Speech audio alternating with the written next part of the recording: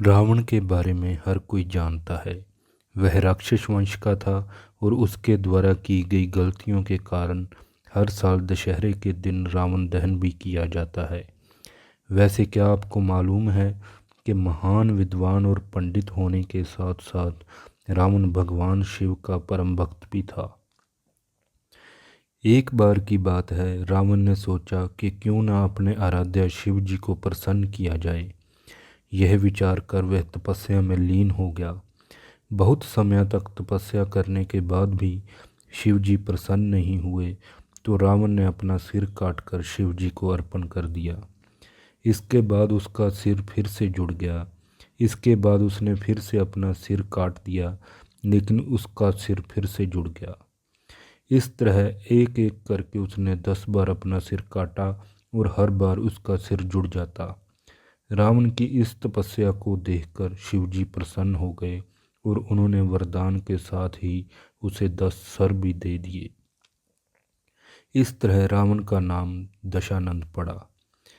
रावण के 10 सिर होने को लेकर इस कहानी के साथ साथ कई अन्य कहानियां भी प्रचलित हैं। ऐसा कहा जाता है कि रावण के 10 सिर नहीं थे, वह सिर्फ 10 सिर होने का भ्रम पैदा करता था। वहीं कुछ का यह भी मानना है कि रावण शह दर्शन और 4 वेदों को जानने वाला था, इसलिए उसे 10 कंठी भी कहा जाता था। शायद इस कारण से भी उसे दशानन भी कहा जाता था। लेकिन हमें इन कहानियों को प्रतीक के रूप में समझना चाहिए और इनसे आवश्यक शिक्षा प्राप्त करनी चाहिए। इस कहानी में भी रावण के 10 सिर को 10 नकारात्मक प्रवृत्तियों के प्रतीक के रूप में भी माना गया है। ये प्रवृत्तियां हैं काम, क्रोध, लोभ, मोह, मद, मत्सर, घृणा, ईर्ष्या, द्वेष एवं भय। कैसे इन प्रवृत्तियों को बढ़ावा मिलता है? पहली प्रवृत्ति, अपने पदनाम, अपने पद या योग्यता को प्यार करना। इससे अहंकार को बढ़ावा मिलता है। दूसरी प्रवृत्ति, अपने परिवार और दोस्तों को प्यार करना, जैसे अनुराग, लगाव या मोह। तीसरी प्रवृत्ति, अपने आदर्श स्वभाव को प्यार करना, जो पश्चाताप की ओर जाता है। चौथी प्रवृत्ति, दूसरों में पूर्णता की अपेक्षा करना, क्रोध या क्रोध की ओर अग्रसर होना होता है। पांचवी प्रवृत्ति, अतीत को प्यार करना, नफरत या घृणा के लिए अग्रणी होना है। छठी प्रवृत्ति, भविष्य को प्यार करना, डर या भय के लिए अग्रणी होना। सातवीं प्रवृत्ति, हर क्षेत्र में नंबर 1 होना चाहते हैं, यह ईर्ष्या को बढ़ावा देती है।